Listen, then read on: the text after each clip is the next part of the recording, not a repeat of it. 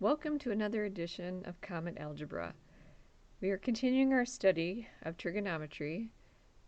Chapter 10, Section 3 is about trig in the coordinate plane, which is trig on the xy axis. So we start with a couple of terms we need to know. Standard form. We refer to an angle being in standard form on the xy axis when it has its vertex on the origin, which is 0, 0, and its initial side on the positive x-axis, and the side that we're swinging up and around to make the angle is called the terminal side. Okay, we'll look at that in a moment on the picture here. When we are talking about positive angles, we start here.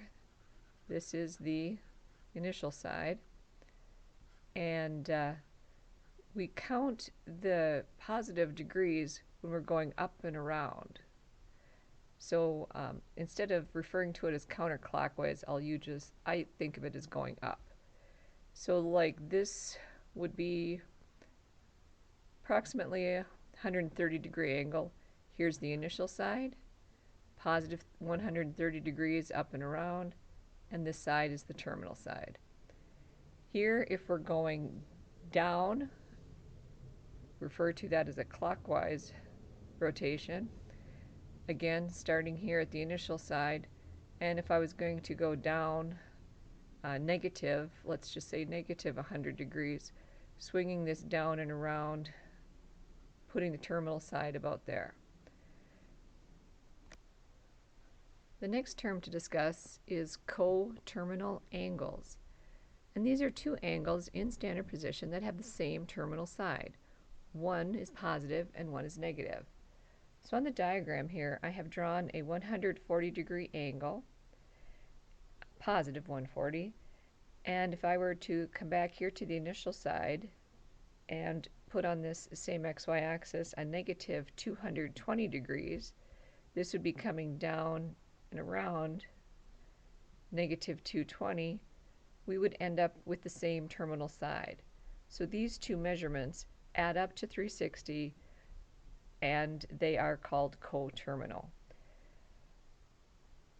Then I'd like to just make sure you can review here the quadrants. You need to know quadrants 1, 2, 3, and 4. You need to know what the x and y values are in each quadrant. Here, both of them are positive. In the second quadrant, x is negative, but y is coming up, so it's positive. In the third quadrant, they're both negative, and in the fourth quadrant, the x is negative and the y is positive. Another thing I'd like to review is just your basic knowledge of angles. Since we're always starting here at where x is positive, this is always our initial side. Please know that when you come straight up here, this is 90 degrees. A flat line way out here is 180. Coming all the way down here is 270 degrees, and then all the way back up to 360 would bring us back to 0. So you need to know these degrees so that when you make the sketch of your angles, you can get them in the right quadrant.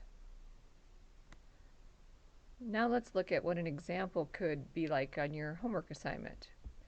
If you're given that theta, and this is a Greek letter theta that we use quite often when we're talking about angles. Given that theta is 220 degrees, first draw theta in standard position. So again, starting always at the positive x-axis, there's the initial side, going 220 degrees. If I went this far, I'm to the 180, and I need 40 more degrees. That would put me right about here. Doesn't have to be perfect, but you do need to get these in the correct quadrant. So there's my 220. Identify a positive and negative coterminal angle. Well, another positive coterminal angle would be if we went another 360 degrees all the way around. So that would put me at 580 degrees. So therefore 580 degrees is a coterminal angle, because just to be clear, we went 220, and if we wrap all the way around again, we're back to the same terminal side. So that's one positive coterminal. And now if we want a negative coterminal, that would be asking how many degrees, if I start here and swing it down, would bring me to the same terminal side. So to find that, I could simply subtract a 360, and that would put me at a negative 140 degrees. So that would be one of the negative coterminal angles. To find another positive coterminal, just add another 360. To find another negative coterminal, just subtract another 360, and you get the idea. There's never ending. You could just keep going around and around, finding more angles that would stop that terminal side at the exact same place. All right, next few terms to look at. The first one is quadrant angle. This is where the terminal side lands on one of the axes. So I guess 0 degrees or 360 would be right here. 90 would be straight up. 180 and 270.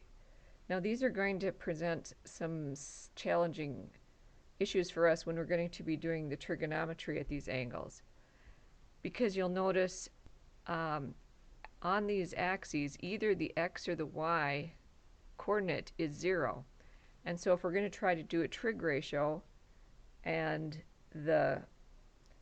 one of the sides is 0, like the tangent opposite over adjacent, and we put 0 in the adjacent, that trig function wouldn't exist there.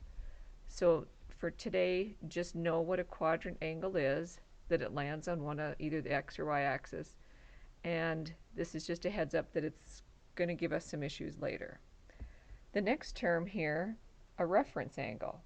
Now this is the big deal for this section. This is very, very important. We're going to be using this a ton in this section and also in the unit circle. It's defined to be the acute angle that's formed by the terminal side in the x-axis. So it's much easier to take a look at in a picture. So let's look at 4 examples. We'll look at these 4 angles and find their reference angle. First example is 72 degrees. Now these first quadrant angles aren't very exciting because they are their own reference angle. I'll show you what I mean.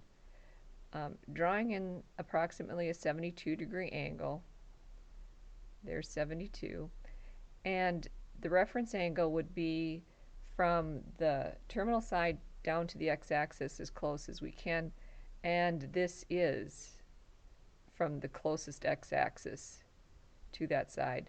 So the reference angle for 72, the reference angle is 72. And like I said, not very exciting. So let's look at this 120. Again, starting on the initial side, swinging up and around, 120 would be approximately here. So there's the 120.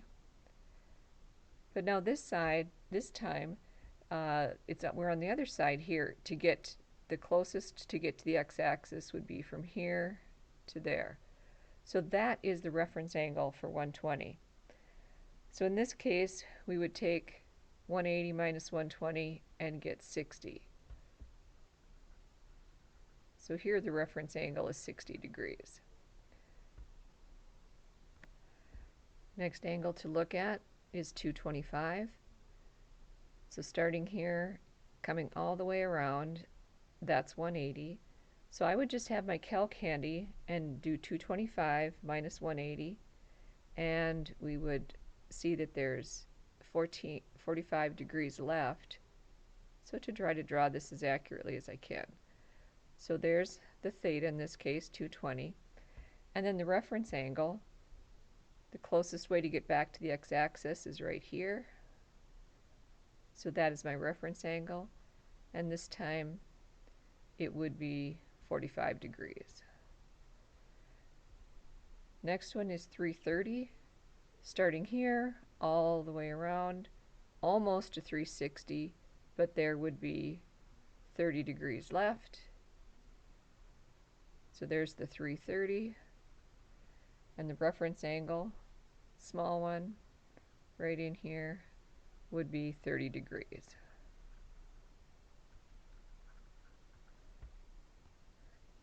Next, a couple quick examples of what these problems might look like in your assignment. First, sketch a 430 and find its reference angle. So starting here, going all the way around, there's the 360, and I would take 430 minus 360. I would need to go 70 more degrees. So the angle would be approximately right here. So there's my 430, and the reference angle closest to the x-axis that I could go would be from here to here, and that would be 70 degrees. And of course, the terminal side is in quadrant 1. Alright, this last example does not have us drawing any sketches, but we still need to kind of picture it so we know what quadrant that the reference angle is in. So first of all, 170, it wouldn't quite go all the way to 180. There would be 10 degrees left, so that's the reference angle. And we would be in quadrant 2. The next example, 575, again have your calc ready. Subtract 360 for one time all the way around, 215, and then subtract 180 for going halfway around, and there is 35 degrees left, so that is my reference angle. And since we went past the 180, we are down in quadrant 3. With negative 225, you'd be coming down from the initial side, so I would take negative 225, I add 180 because we used that up, and then we have 45 degrees left for the reference angle. And if we come down and around past the 180, we would then end up back up in quadrant 2. And draw a sketch if that's helpful. Alright, this last example has some degrees and minutes to take into consideration. So 480, subtract the 360, and you end up with, 120 in about, I think that'd be 25 minutes. So let's see, 120 would be about like this. And now remember, it's not just 120 degrees. There is some minutes here, 25 minutes. So if it was 120, my reference angle would just be 60. But it's not 60. We cut into that by 25 minutes. So you can either change these to decimal degrees on your calc, or you can work with the minutes. And if you were going to, subtract this from 180, you would have to subtract it from 179, borrow a degree, and make that 60 minutes, and work from there. Clearly we are in quadrant 2, and if we subtracted this, like I said, it'd be just shy of 60 degrees. In fact, it's 59 degrees and 40 minutes. Alright, this concludes part 1. So stay tuned for part 2 for the next video.